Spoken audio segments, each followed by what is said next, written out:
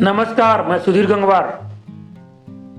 देश में जब भी किसी राज्य में चुनाव होता है, चाहे लोकसभा का हो या विधानसभा का हो, और जिस देश में भारत की हम चूंकि बात करेंगे, भारत के रहने वाले हैं, इस देश में की सबसे बड़ी खूबी है कि राजनीति बगैर जाति के नहीं हो सकती। राजनीति और जाति का एक संबंध ऐसा है कि एक सिक्के के दो पहलू।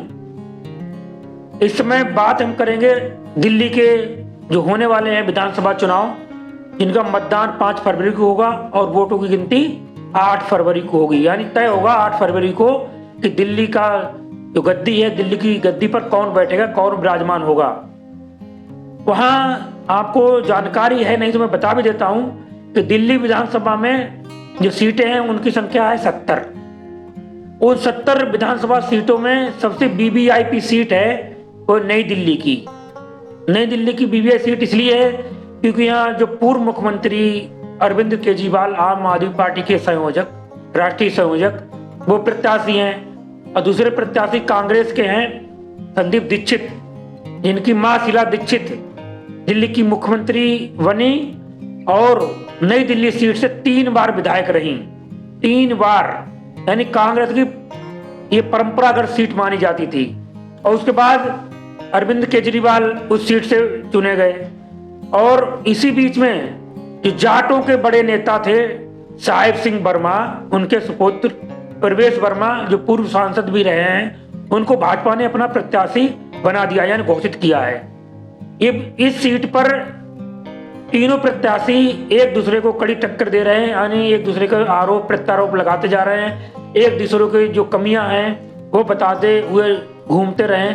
मैं आपको इस सीट पर जो समीकरण है, जात बाई समीकरण और वीआईपी कल्चर और वोटों के हिसाब से महिला पुरुष, इन सब का आपको एक एक करके विश्लेषण करूंगा और बताऊंगा।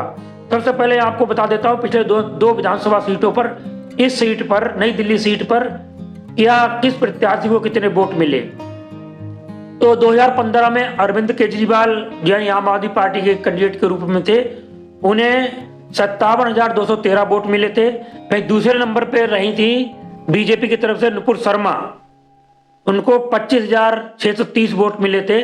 और तीसरे नंबर पर कांग्रेस की हालत बहुत पतली हो गई थी, यानी वो सीट जो कांग्रेस की कभी शीला दीक्षित 3 बार जहां से लगातार विधानसभा में पहुंची यानी विधायक बनी, उनकी पार्टी के जो कैंडिडेट था उसे मात्र 4,781 वोट मिले। और ये बात यहीं तक नहीं रुकी, जो 2020 में जो चुनाव हुआ उसमें भी यही लगभग यही समीकरण रहे, यानी अरविंद केजरीवाल को वोट मिले वो है 46,750 और भाजपा के जो प्रत्याशी थे उनको वोट मिले 25,061 और कांग्रेस उससे भी बुरी हालत रही, यानी उनको 3,220 वोट ही अपने समेट गई। कांग्रेस को मात्र 3,220 वोट ही मिले। यानी अरविंद केजरीवाल की वजह से और संदीप दीक्षित की वजह से और साहिब सिंह वर्मा एक जाट बिरादरी के बहुत बड़े नेता थे, उनके बेटा होने की वजह से ये सीट वीआईपी कल्चर में पहुंच गई, हार्ड सीट बन गई। मैं आपको बता देता हूं इस विधानसभा सीट में कनॉट पैलेस, लुटियंस, यानी जो बहुत वीवीआईपी एरिया हैं, ये एरिया इसी सीट में आते हैं जहां अधिकारी, सरकारी अधिकारी, व्यापारी लोगों के महल हैं, यानी ये बहुत शिक्षित लोगों का इलाका है। और उसमें ऐसी बात नहीं कि सब शिक्षित हैं, यहाँ झुग्गी झोपड़ी भी हैं। इस सीट पर झुग्गी झोपड़ी भी हैं। झुग्गी झोपड़ी में ये रहने वाले कुछ यानी दलित मतदाता भी हैं जो बिहार यूपी से जा के वहाँ लेबरी करते हैं, मजदूरी करते हैं। उन्होंने झुग्गी झोपड़ी में रह के अपना जीवनयापन करते हैं। उनकी पसंद क्या है और जो पढ़ा लिखा शिक्षित वर्ग है उनकी पसंद क्या है, व्यापारी की पसंद क्या है, इस सब पर बात करेंगे। जैसे ब्राह्मण मतदाता इस सीट पर सबसे अधिक है, पढ़े लिखे भी हैं और व्यापारी भी हैं। और उन लोगों का यानी ब्राह्मण मतदाता जो भाजपा का समर्थक माना जाता है कि ये भाजपा के समर्थक हैं, जबकि किसी समय ब्राह्मणों को कांग्रेस का प्रबल समर्थक माना जाता था। ये कांग्रेस ब्राह्मण मतदाता कांग्रेस की तरफ झुकाव रहता था, मगर जब बीजेपी का धीरे धीरे उदय हुआ तो ब्राह्मण भाजपा की तरफ शिफ्ट हो गए। मगर पिछले 2015 के चुनाव में 2020 के चुनाव में अरविंद केजरीवाल ने ब्राह्मण मतदाताओं में अपनी पकड़ बनाई, यानी उस मतदाताओं में अपनी सेंध मार दी। यानी भाजपा का जो वोट बैंक माना जाता है ब्राह्मण, वो आम आदमी की तरफ भी चला गया। दूसरा सबसे बड़ा वोटर दूसरी नंबर पे आता है पंजाबी और खत्री। पंजाबी खत्री यानी व्यवसायी भी होते हैं वो लोग। पंजाबी खत्री जो हैं वो व्यापारी अधिक हैं, नौकरियों में भी हैं। तो पंजाबी खत्री भी जिधर जाएंगे वो भाजपा में भी जाते हैं, कांग्रेस में भी जाते हैं और आम आदमी पार्टी में भी जाते हैं। और तीसरा यानी जो दलित वोट बैंक, सबसे ज्यादा जो दलित वोट बैंक है उस पर इस बार दामोदार है कि वो किस तरफ शिफ्ट होंगे। दलित मतदाता भी कांग्रेस का परंपरागत वोट रहा है, मगर जब से अरविंद केजरीवाल का उदय हुआ है दिल्ली में, तो दलित और मुस्लिम ये अरविंद केजरीवाल शिफ्ट हो गए। इसी वजह से अरविंद केजरीवाल ने लगातार 2 बार मुख्यमंत्री रहे और कुछ दिन 47 दिन का जो सरकार चली थी उनमें भी ये मुख्यमंत्री रहे, पर वो किस कारणवश वो ज़्यादा दिन तक नहीं चली, तो यानी मध्यावधि चुनाव कराने पड़े। इस वजह से ये वहाँ पर न कांग्रेस की न भाजपा की सरकार नहीं बन पाई। सबसे बड़ी बात यह है कि नरेंद्र मोदी प्रधानमंत्री भारत के ब्रांड, जिन्हें भाजपा का ब्रांड यानी जिनके चेहरे पर चुनाव जीते हारे जाते हैं, उनको कहना कि नरेंद्र मोदी के सब, मगर दिल्ली में ऐसा क्यों होता है कि दिल्ली विधानसभा चुनाव में नरेंद्र मोदी का वो चेहरा यानी जिताऊ चेहरा जिसे मानते हैं वो काम नहीं करता है।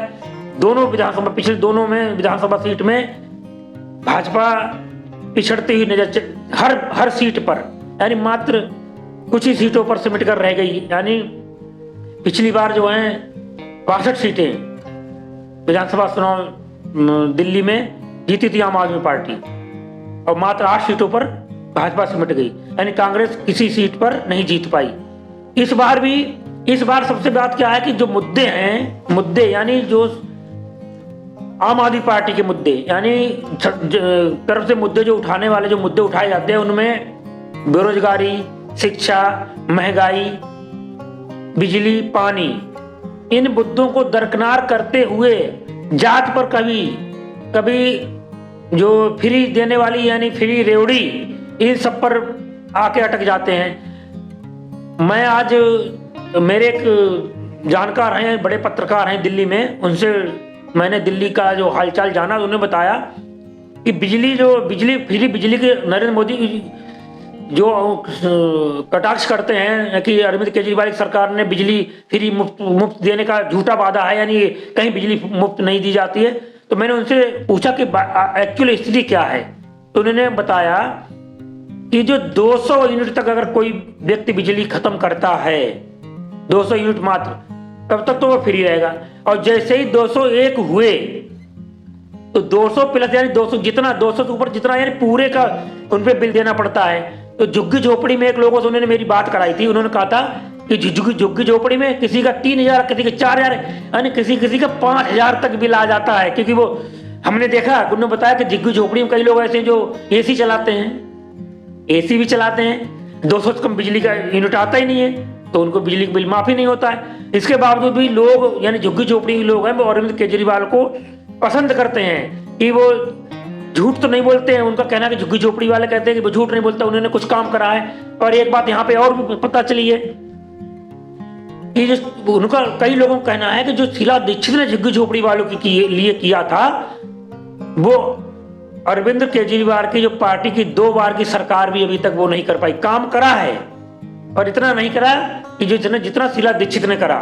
तो यानी शीला दीक्षित की वजह से नई दिल्ली सरकार, यानी उनके बेटे हैं शीला दीक्षित के, संदीप दीक्षित, वो अपनी मां का जो हार का बदला लेने के लिए पूरी तरह से लगे हुए हैं, अपनी कन्वेंसिंग कर रहे हैं, मुद्दे बता रहे हैं, अरविंद केजरीवाल की सरकार की कमियों को उजागर कर रहे हैं और अपनी मां के द्वारा कराए गए कार्य को बता रहे हैं कि हमारी मां ने ये करा, हमारी मां ने ये फायदा करा।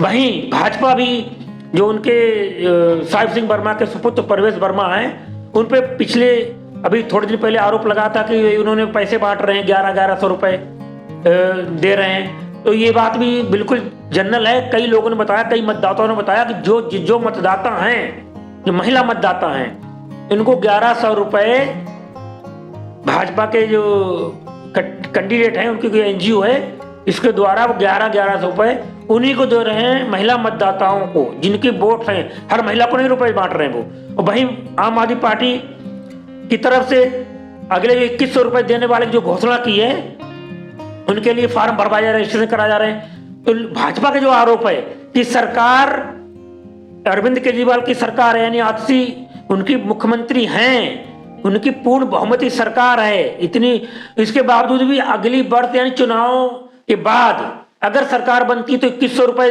देंगे। अरे अभी क्यों नहीं दे रहे? अभी दे सकते हैं ना, उनकी सरकार है और रोक रहा है इन सब मुद्दों को वजह से। और दूसरा मुद्दा है कि अरविंद केजरीवाल सबसे बड़ा मुद्दा है कि उन्होंने कहा कि यमुना सफाई करेंगे। यमुना सफाई का भी मुद्दा बहुत बड़ा है। पर वहीं अरविंद केजरीवाल के अलावा और जो लोग हैं कि यमुना की सफाई तो बात करते हैं, चाहे कांग्रेस हो चाहे भाजपा हो, तो गंगा की सफाई कोई बात नहीं करता है। या गंगा साफ हुई? गंगा की सफाई पर कितना करोड़ रुपया आवंटित किया गया था कि गंगा साफ हुई, वो कोई नहीं देख रहा है। यमुना के पीछे पड़े हैं, यमुना पे काम करा, गंगा पे भी काम हुआ। यानी लोग प्रत्यारोप आरोप प्रत्यारोप भाजपा भी कर रही है, कांग्रेस भी कर रही है। यानी अरविंद केजरीवाल को घेरने के लिए दोनों पार्टियां, चाहे कांग्रेस हो चाहे भारतीय जनता पार्टी हो, उनके बड़े लीडर्स हैं, वो सब कर रहे हैं। क्या अरविंद केजरीवाल इस सीट पर फंसते नजर आ रहे हैं या जीत पाएंगे? ये हमें चुनाव में ही पता चलेगा कि किस करवट बैठता है ऊंट, किस करवट बैठता है। यानी दिल्ली नई दिल्ली सीट का मतदाता है, पढ़ा लिखा मतदाता है, वो अरविंद केजरीवाल चुनेंगे या शीला दीक्षित कामों को लेकर शीला दीक्षित के बेटे उन पर उनकी पसंद होंगे, या जाट चेहरे के रूप में परवेश वर्मा को पसंद करेंगे? ये तो आने वाला वक्त ही बताएगा। आप मुझे अपने कमेंट बॉक्स पर बताएं कि आप और कोई अगर चीज जानकारी चाहते हैं या आपको कोई जानकारी मिल रही हो, यानी जो रियल ग्राउंड रिपोर्ट है उसके बारे में भी आप अपने कमेंट बॉक्स में जाकर अपने विचार शेयर कर सकते हैं। उन बातों को उठाएंगे, उन बातों की हम एनालिसिस करेंगे, पड़ताल करेंगे। बिल्कुल अपडेट एक एक सीट पर देते रहे हम, बने रहिए हमारे साथ। धन्यवाद।